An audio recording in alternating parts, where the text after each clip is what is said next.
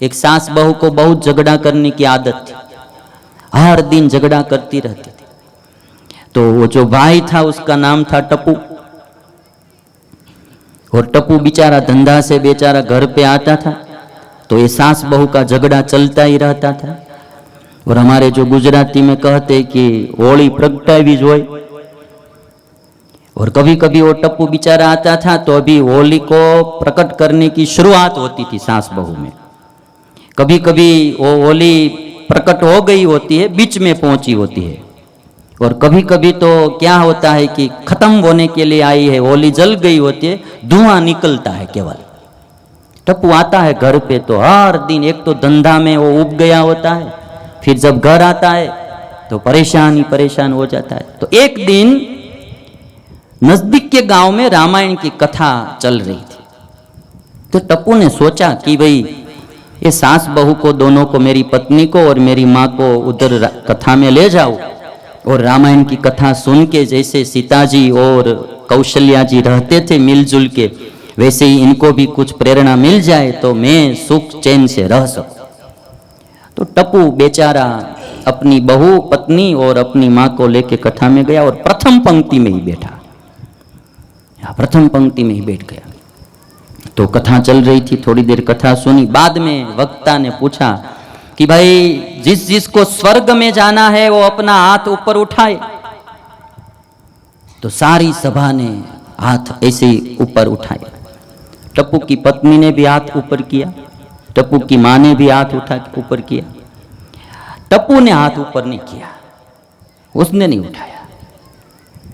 तो वक्ता ने पूछा कि टप्पू तुमको स्वर्ग में नहीं जाना है? तो टप्पू ने कहा कि यदि ये दोनों स्वर्ग में चली जाए तो मुझे तो यही स्वर्ग है। ये दोनों चली जाए स्वर्ग में, इन्होंने दोनों ने हाथ उठाया है, यदि ये दोनों चली जाए मुझे तो यही स्वर्ग है। कभी कभी नारियों को पता नहीं रहता है, सास बहू के झगड़े में अपना पति या अपना लड़का परेशान हो जाता है। वो नहीं बोल सकता है अपनी माँ को कुछ, और नहीं बोल सकता है अपनी पत्नी को कुछ, वो बेचारा परेशान हो जाता है। एक तो धंधा की परेशानी होती है, फिर आप घर पे आते हैं तो आपके झगड़े, थोड़ा कुछ सहन करके भी सम से रहना चाहिए, मिलजुल के रहना चाहिए। शतानंद स्वामी लिखते हैं, ऐसे आश्रम में नरनारायण भगवान बैठे थे, सब मुनि वृंद कथा सुन रहे थे, और मुनि भी भगवान के पास बैठकर कथा सुनते थे। कैसे कथा सुन रहे थे? एक ध्यान से कथा सुन रहे थे। और उस समय भारत भर में से संत लोग तीर्थाटन करते करते बद्रिकाश्रम में आए हैं, और जब आए तो नरनारायण भगवान खड़े हो गए हैं और ऋषियों का, संतों का स्वागत किया है, और बोले हैं कि अद्यानंदो महान जातो भवताम दर्शनान मम सर्वम सुलभमेवास्ति दुर्लभ सत्समागमः। है संतो, इस दुनिया में सब सुलभ है, किंतु आप जैसे सत्पुरुष का समागम मिलना वही दुर्लभ है। आपके आगमन से हम बहुत प्रसन्न हुए। नरनारायण भगवान के पास सब बैठे हैं। तब ही नरनारायण भगवान के पिता धर्म आए और नरनारायण भगवान की माता मूर्ति देवी, धर्म और मूर्ति देवी माता पिता आए। नरनारायण भगवान खड़े हो गए, भाव से स्वागत किया, और नरनारायण भगवान ने अपने माता पिता को बिठाया है, आसन दिया है। एक कथा भी हमको सुनाती है कि नरनारायण भगवान के पास जब अपने माता पिता आते हैं तो नरनारायण भगवान खड़े होकर उनका स्वागत करते हैं। तो भारत का पुत्र याद रखे कि जब अपने माता पिता आए तो खड़े होकर उनका सम्मान करना चाहिए, उनको आदर देना चाहिए। नरनारायण भगवान ने माता पिता को आदर दिया, आसन पर बिठाया। यदि माता पिता आपके साथ रहते हैं तो हर दिन सुबह में उठकर माता पिता को प्रणाम करना चाहिए। नरनारायण भगवान सिखाते।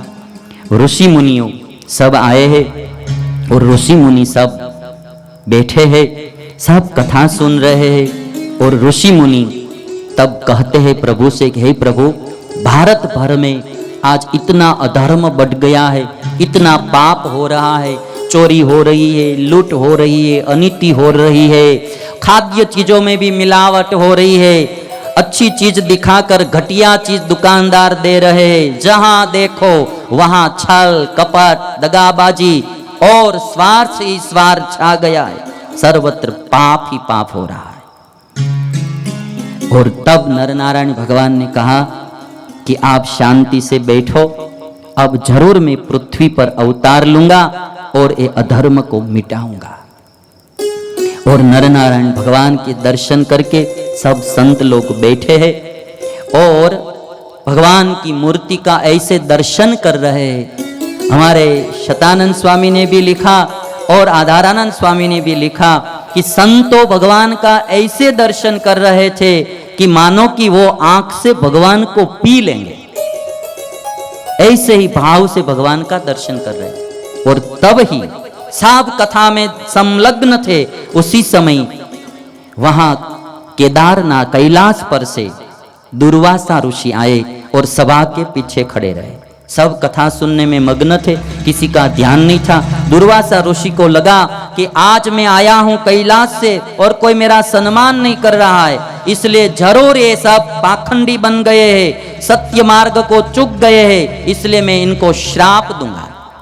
सम्मान नहीं हुआ तो दुर्वासा ऋषि को गुस्सा आया और दुर्वासा ऋषि ने श्राप दे दिया कि हे नर नारायण भगवान, अपने माता पिता धर्म और मूर्ति के साथ ये सब संत गण के साथ आप सब पृथ्वी पर जन्म धारण करो और अधर्मी लोगों पाखंडी लोगों से आप बहुत त्रस्त होंगे।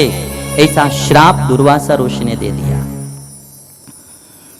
शतानंद स्वामी लिखते हैं दुर्वासा का सम्मान नहीं हुआ, इसलिए दुर्वासा को गुस्सा आया। और जब क्रोध आता है ना, तब क्या बोलना क्या नहीं बोलना उसका ठिकाना नहीं रहता है। क्रोध है ना, वो एक प्रकार की आग है और जो अपने को भी जलाती है और दूसरे को भी जलाती है। जिसको शांति से जीना है, सुख से जीना है, उसे गुस्सा का त्याग कर देना चाहिए। क्रोध हमको चैन से रहने नहीं देता है। क्रोध करके हम ऐसा बोलते कि मैंने ऐसा सुना दिया, मैंने ऐसा कह दिया, मैंने ऐसा काम कर दिया, हम ऐसा समझते कि हम शूरवीर है। किंतु एक बात याद रखना, क्रोध शूरवीरता नहीं है, क्रोध हमारी कमजोरी है। कमजोर आदमी को ही गुस्सा ज्यादा आता है, शक्तिशाली को इतना नहीं आता है। और गुस्सा जब आता है तो हमको बेचैन कर देता है। कभी कभी तो पूरा परिवार तहस नहस हो जाता है एक क्रोध के कारण। और इसलिए ये स्वामीनारायण चरित्र की कथा में तो एक एक पॉइंट जीवन जीने का आएगा। फिर यदि आप ये सब पॉइंट को ख्याल में लेंगे, ध्यान में लेंगे, जीवन में उतारेंगे, तो फिर कभी भी आप शिकायत करने के लिए कहीं नहीं जाएंगे कि मुझे ये ग्रह परेशान कर रहा है या वो। सबसे बड़ा ग्रह तो ये क्रोध है, काम है, ईर्ष्या है, मान है, लोभ है, हमारी वासना है, वो सबसे बड़े ग्रह है। शनि तो क्या परेशान करेगा, ये क्रोध कितना परेशान करता है, काम दोष कितना परेशान लोगों को करता है, लोभ कितना परेशान करता है, स्वार्थ कितना परेशान करता है, शांति से बैठने नहीं देते। ये क्रोध है।